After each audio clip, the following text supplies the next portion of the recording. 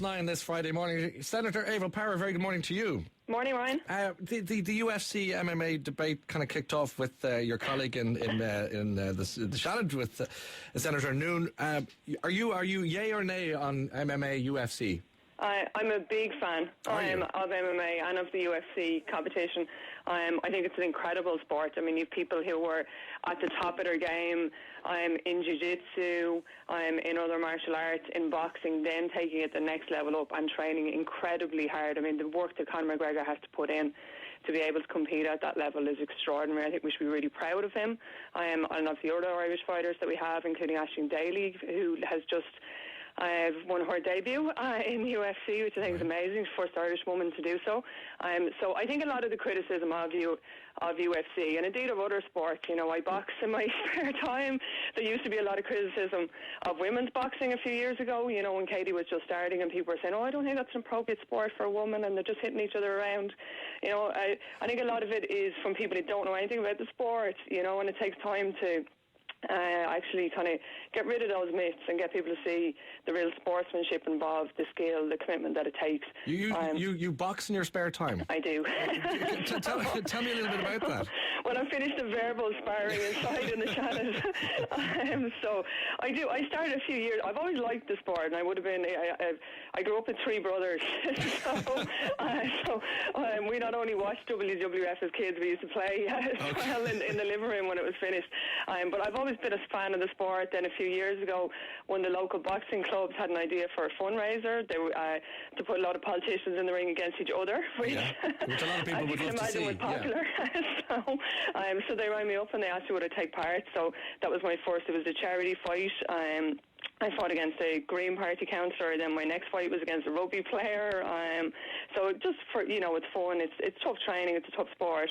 But I've raised money for suicide awareness for Down syndrome Ireland, for other charities, and you also get super fit. And it's important as well in my line of work that you have kind of an outlet. It makes if I can work off on my frustration in the gym, it makes it easier to be nice the rest of the time. Well, I can imagine. So you must be a very nice person, because when you're getting into the business of boxing and so on, and there was, before Katie Taylor, there was a sense that it wasn't very ladylike, and I'm saying that with heavy emphasis.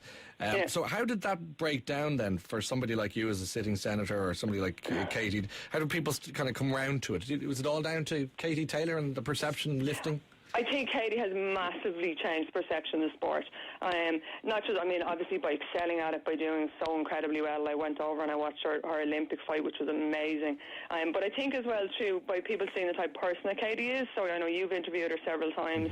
On the Late. People watch it and they're like, she's such a nice lady, and it's not about, and I think the problem is people have this idea that boxing is just about aggression and it's violent, and it's not. It's actually the opposite. It's all about discipline and control and not losing the head. It's you take the blow, but then you're thinking, you're being strategic, you're being rational. It's about defence as much as it is about offence. I think for women, that's one of the big advantages. Like my boxing class now, locally, I go to a class in Baldoyle. There's women there from 16 to 50. I spar, most of them wouldn't. They just go for the fitness, for the self-defence. They feel a little bit more confident in themselves then, when they're walking home on their own and things like that, they feel a little bit better about it. So all of that is there as well. There's the fitness side of it and the self-defence too. And have you tried kickboxing? I've never done a kickboxing competition. I've done some kickboxing classes. And I've been to kickboxing competitions. I've seen Thai boxing and things like that. Right, so you're familiar with the world of mixed martial arts, MMA, and then the UFC comes in, that it feeds into that. The point I think Senator Noon was trying to make was that the MMA side of things and the UFC fights are, she said, they're vile and that they're very violent. Can you understand why somebody who mightn't be au fait with the ins and outs of the professional element of it might be confused from looking into the ring? Well, I think the problem, and I really like Catherine, but I think the problem was she hadn't looked into the ring. So, and I know she has said that since. And she has said Catherine, that. You know what I mean? She's come around and said, look, she jumped the gun on this, and to be fair to her, in politics that's always the easiest thing to do, to admit you were wrong, and she's done that. Yes. But I think anybody who's actually familiar with the sport would know that that's not the case. It's actually far safer than many other sports. It's really well regulated. There's tons of rules about, no headbutts, no gouging, certain kicks are forbidden, kicks to the back of the head, things like that. There's loads and loads of rules. You can get points taken off you for fouling. You can get disqualified. It's really well regulated. It's much less, like as far as I understand it, nobody has ever died in a UFC fight. There's very few serious injuries, much less so than, say, professional boxing, which is much more vicious. I haven't heard anybody constitute ban that. Or horse racing, people have been killed. Yeah. Horse racing, rugby, I'm also involved in. My local rugby club. I've seen kids, unfortunately, taken away in ambulances.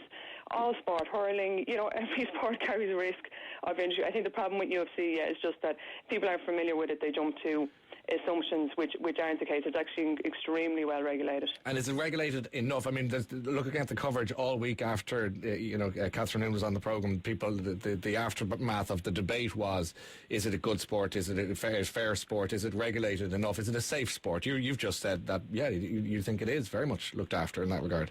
Yeah, no, I think the UFC in particular, that aspect of it, there are other MMA competitions that are held in, the rules aren't as good in other places like Russia and other countries where they have different tournaments, but the UFC element of it is incredibly well regulated. The injury statistics are very, very low. They have, if somebody is injured, there's a doctor at ringside. The ref can stop the fight if they think that somebody isn't capable. Even if the competitor is insisting on going on, the ref will say no. There's a doctor there that can insist that when the fighters isn't up to continuing. I think all of those protections are already there. A lot of the rules from it actually come from its constituent sports. So they come from the Olympic rules for wrestling, for martial arts.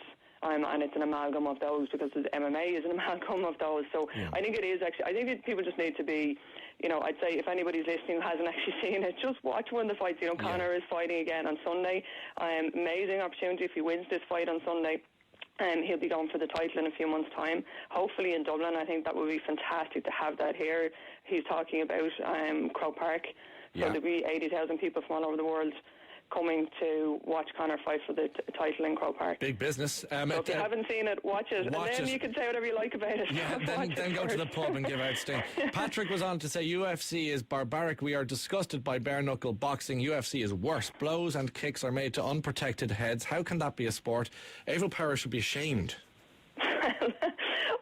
It's nothing like it's comparing with bare knuckle. Again, I wonder if Patrick's actually seen it, because you're wearing gloves. There's groin protectors. There's chest protectors for the women. Only certain head kicks are allowed. You're not allowed to kick someone in the head when they're on the ground. You can't kick to the back of the head when they're standing up. I mean, there are rules against all of that. But as I said, people have been hit with hurleys and had serious injuries from getting hit with hurleys in Irish games. Some of the lads, now the people are wearing helmets more.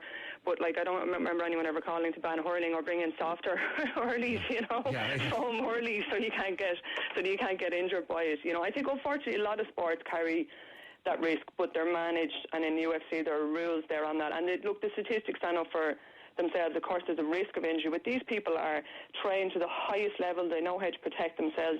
You can tap out at any stage if you feel that it's getting dangerous, that there's a risk of injury. So I think the rules are there to protect that, and I think it's an incredible sport. I think we should be proud of the fact that both from boxing point of view and MMA, Irish fighters are fighting at the very highest level. There's some of our most successful sports, like what Katie has achieved in women's boxing.